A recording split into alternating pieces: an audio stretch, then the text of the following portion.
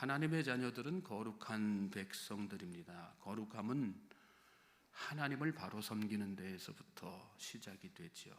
오늘 본문 1절 말씀을 보시면 흠이나 악질이 있는 소와 양은 아무것도 내 하나님 여호와께 드리지 말지니 이는 내 하나님 여호와께 가증한 것이 됨이니라. 모세가 이스라엘 백성들이 가나안에 들어가서 하나님 앞에 어떤 마음으로 서야 하는지를 가르쳐주는 그런 말씀이죠. 구약의 제사법에서는 어떤 흠이나 손상이 있는 제물을 엄격하게 금지하고 있습니다. 흠이란 겉으로 보기에 눈에 확 들어오는 결함들을 이야기하죠. 또 악질은 쉽게 눈에 띄지 않는 결함을 말합니다. 성도는 겉으로나 속으로나 항상 정결하고 거룩하고 흠이 없고 티가 없어야 될 줄로 믿습니다. 하나님은 그런 제물을 가증하게 여기신다. 가증하다는 말에는 혐오한다, 구역질 날 정도로 역겨워한다, 그런 뜻이 있습니다. 여기서 우리는 그리스도인의 정체성, 또 교회의 정체성, 신앙 공동체의 정체성을 찾게 되지요. 그리스도인은 또 신앙 공동체, 교회는 어떠해야지 됩니까? 하나님 앞에서 흠과 티가 없어야지 됩니다. 하나님 앞에서 흠과 티가 없다는 얘기는 세상을 향해서도 마찬가지로 흠과 티가 없어야지 된다는 뜻과도 같죠. 저는 성도인 저와 여러분들이 또 우리 교회와 한국 땅의 모든 교회, 나아가 모든 열방의 교회들이 하나님과 사람들 앞에서 흠과 티가 없는 거룩한 몸, 거룩한 공동체가 될 수 있길 바랍니다.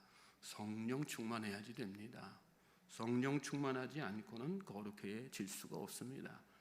예수님이 머리가 되어야지 됩니다. 예수님이 우리 한 사람 한 사람, 또 우리 가정, 또 교회, 신앙 공동체의 머리가 될 때 그 십자가의 보혈로 정결한 백성, 정결한 공동체가 되는 것입니다. 특별히 신앙 공동체는 그 거룩함을 지키고 보존하기 위해 거룩함을 훼손하는 악에 대해서 철저하게 경계하고 또 제거하는 일을 해야지 됩니다. 그것을 교회 용어로 칠이라고 하는 것입니다. 칠이란 신앙 공동체 안에서 올바른 교리에서 또 말씀에서 성경에서 벗어난 사람을 신중하고 면밀하게 조사해서 바른 신앙인 되도록 권면하는 것, 그것이 칠이의 일차적인 목표죠. 또 그럼에도 불구하고 자신의 잘못을 돌이키지 않을 시에 공동체 안에서 그를 제하여 버림으로 공동체의 거룩성을 지키는 것이 2차적인 또 하나의 목표라고 할 수 있습니다. 본문 2절 말씀 또 3절 말씀 보십시오. 내 하나님 여호와께서 내게 주시는 어느 성 중에서든지 너희 가운데에 어떤 남자나 여자가 내 하나님 여호와의 목전에 악을 행하여 그 언약을 어기고 가서 다른 신들을 섬겨 그것에게 절하며 내가 명령하지 아니한 일월 성신에게 절한다 하자. 공동체 안에서 악을 제거하는 그런 공동체의 목표를 또 해야 할 일을 말씀하면서 먼저 우상 숭배를 예를 들은 거죠. 하나님을 믿는 신앙 공동체 안에서 가장 경계해야 할 악이 우상 숭배입니다. 하나님을 믿는 것이 모임의 목적이지 않습니까? 교회의 목적 뭡니까? 하나님을 올바로 섬기고 오직 하나님만 섬기는 것, 그것이 교회의 목적이 신앙 공동체의 목적 아니겠습니까? 그런데 그 안에서 다른 신을 믿는다면 함께 그 공동체 안에 있을 이유가 없는 거죠. 주일에 이렇게 예배 드리러 다 모였는데 다 같이 하나님을 찬양하고 하나님을 높이는데 그 중에 그 자리에 앉아가지고 혼자서 불경 외우고 앉아있고 또 무당 점술 생각하면서 점쟁이가 한 얘기 머릿속에 두고 그거 고민하고 앉아있다고 하면 그거 하나님 앞에 예배가 제대로 되겠으면 그거 아니지 않습니까? 왜 그렇게 하려면 굳이 교회 나와서 그렇게 앉아 있을 이유가 없는 거 아니겠어요? 신앙 공동체의 목적은 오직 하나님을 섬기는 데에 있다는 거. 그게 아닌 사람은 공동체에 함께 있을 이유가 없는 것입니다. 친교를 목적으로 교회에 나오는 사람도 있고 또 어떤 사업을 목적으로 교회에 나오는 사람들도 있습니다. 다 잘못된 거죠. 신앙 공동체는 처음부터 끝까지 하나님을 높여드리고 하나님을 예배하고 하나님께서 기뻐하시는 일을 하는, 그게 바로 신앙 공동체인 것입니다. 저는 우리 교회가 그런 교회 되기를 원합니다. 한국 땅의 모든 교회들도 다 그런 교회 되기를 원합니다. 그럴 때 하나님께서 교회를 사용하시는 거 아니겠어요? 우리가 특히 주목해야 할 부분은 3절 끝에 하자라고 하는 단어입니다. 가정한 것이죠. 우상 숭배하는 자가 있다고 가정하자. 이 말씀은 무슨 뜻이에요? 비단 우상 숭배뿐만 아니라 하나님의 백성으로서 거룩함을 훼손하는 일체의 행동들을 다 포함하는 거라는 말씀이죠. 그런 일 행하는 자 너희 가운데 있느냐? 제하여 버려야 된다. 그래서 거룩함이 훼손되지 않도록 거룩한 공동체 되도록 너희들이 서로 잘 그걸 신중하게 살펴보고 면밀하게 주시하고 그래야 된다. 그런 얘기죠. 좋은 게 좋은 거니까 하는 게 그게 좋은 공동체가 아닙니다. 좋은 공동체는 바른 공동체, 올바른 공동체여야 되는 것입니다.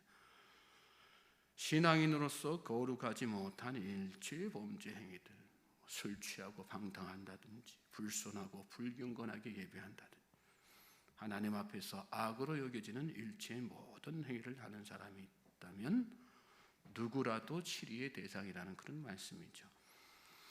그런 사람이 공동체 안에 있을 때 어떻게 교회는 또 신앙 공동체는 대처해야 되는가? 4절로 7절 말씀 보시면 그것이 내게 알려짐으로 내가 듣거든 자세히 조사해 볼지니, 자세히 일단 잘 조사해 보랍니다. 바로 말입니다. 듣자마자 가서 멱살 잡고 너 이렇게 했어 저렇게 했어, 너 왜 우상 숭배했어, 너 왜 죄졌어, 이렇게 정죄하고 쉽게 함부로 그렇게 하는 게 아니라 자세히. 또 저 뒤에 가면 죽일 자를 2사람이나 3사람의 증언으로 죽일 것이요. 행한 일, 악을 행한 일이 있으면 구약 시대는 원론적으로 밖으로 끌고 나가서 죽이는 거죠. 그런데 그렇게 죄가 밝혀져서 죽일지라도 그냥 무작정 데려다가 막 죽이지 말고 2사람이나 3사람의 증언으로 죽일 것이요 그랬어요. 이 얘기는 뭐예요? 정말로 신중하고 면밀하게 누군가를 치리할 때는 그런 절차를 다 밟아야지 된다는 것입니다. 왜 그럴까요? 억울한 사람 생기면 안 되기 때문에. 하나님은 이렇게 공동체를 거룩한 공동체로 세워나가기 위해서 악을 반드시 제거하는 것에 대해서 말씀하셨지만 그럼에도 불구하고 어떤 마음을 가지고 계신 거야? 한 영혼을 얼마나 아끼고 사랑하시는지. 억울한 사람 생기면 안 되니까, 그렇게 함부로 해서 억울하게 죽임당하는 사람 생기면 안 되니까 2사람이나 3사람의 증언으로 해서 확정된 다음에 그렇게 처리하도록 이렇게 한 거죠. 한 영혼을 사랑하고 아끼시는, 끝까지 사랑하고 아끼시는 그 하나님의 마음을 당장 우리 눈으로 보면 이런 법이라고 하는 게 참 너무 무섭고 두렵고 매몰찬 거 아닌가 그런 생각이 들 수 있지만, 이런 법 가운데에서, 강력한 법 가운데에서도 한 영혼을 사랑하시는 하나님의 그 깊으신 사랑을 우리가 또 깨닫게 되는 거죠. 예수님도 이와 비슷한 상황에 대해서 마태복음에서 말씀하신 적이 있습니다. 마태복음 18장 15절로 17절 말씀해 보면 내 형제가 죄를 범하거든 가서 너와 그 사람과만 상대하여 권고하라. 만일 들으면 내가 네 형제를 얻은 것이요, 만일 듣지 않거든 1-2사람을 데리고 와서 2-3 증인의 입으로 말마다 확증하게 하라. 만일 그들의 말도 듣지 않거든 교회의 말하고 교회의 말도 듣지 않거든 이방인과 세리와 같이 여기라 그랬습니다. 권고하라는 거예요. 돌이키라는 거예요. 그러니까 이 율법의 방점은 어디에 있는 것입니까? 돌이키게 만드는 거, 한 사람을 바로 세우는 거, 공동체를 바로 세우는, 회복시키는 거에 방점이 있는 거죠. 7절에 너희 중에서 악을 제할지니라 그런 말씀도 나오죠. 이렇게까지 해야 되는 본질적인 이유, 목적에 대해서 말씀하시는 거죠. 왜 그렇게 해야지 되는가? 공동체의 거룩성을 지키는 게 그만큼 중요하기 때문에. 이때가 우리가 같이 기도하는 시간 가질 때 저는 특별히 이 새벽에 여러분들이 각자의 기도의 제목이 있겠지만 교회를 위해서 기도하실 수 있길 바랍니다. 한국 교회 전체를 위해서 정말 기도해야지 됩니다. 나라와 민족을 위해서도 기도해야지 됩니다. 그리스도를 위해서도 기도해야지 됩니다. 영적인 눈으로 우리가 믿음의 눈으로 바라보면 한국 교회 정말 위기입니다. 한국 그리스도인들 정말 위기입니다. 다 겉으로는 주여 주여 하는 것 같고 겉으로는 믿음에 열심히 있는 것 같지만 그 속은 다 악질의 오염이 돼가지고 만몬에 사로잡혀 지내고 중심이 하나님에 있지 않고 세상에 다 가 있습니다. 성도들도 그렇고 교회도 다 그런 모습으로 치달아갈 때가 얼마나 많은지 모릅니다. 깨어 기도해야 될 줄로 믿습니다. 새벽을 깨우시는 여러분들이 정말 애통하는 마음으로 사랑하는 마음으로 하나님의 심장을 가지고 정말 그리스도의 심장을 가지고 교회를 바라보면서 또 성도들을 바라보면서 그리스도인들을 바라보면서 가슴을 치고 막 중보하는 그런 삶을 살아야 되는 것입니다. 이어지는 말씀은 재판에 순종하는 법이죠. 16장에서 재판관에 대한 말씀이 나왔었는데 재판에 임하는 자는 또 어떠해야 되는가를 깨닫게 하는 말씀이에요. 전체적으로 오늘 앞부분의 말씀과 더불어서 교회 안에 이런저런 일로 이런 어떤 치리의 대상이 되었을 때 그 치리의 대상이 된 사람은 또 어떤 마음으로 그 치리에 임해야지 되는가도 연결해서 우리가 묵상할 수 있죠. 하나님의 법 앞에 늘 순종하는 삶을 살아야 됩니다. 하나님의 말씀에 근거해서 교회법이 만들어지고 교회법에 의해서 어떤 치리가 이루어질 때 그 법을 대하는 사람의 마음 어떻게 해야지 되는 거예요? 순종하는 마음이 있어야 되는 거예요. 그냥 하나님의 법 앞에 순종한다는 건 하나님 앞에 순종한다는 거 아니겠습니까? 불순종한다는 건 누구에게 불순종하는 거예요? 하나님 앞에 불순종하는 거예요. 그러니까 여기 말씀의 끝에 보면 그래도 듣지 않거든 어떻게 해요? 이스라엘 중에서 악을 제하여 버리라. 예수님도 그래도 듣지 않거든 세리 이방인처럼 대하라.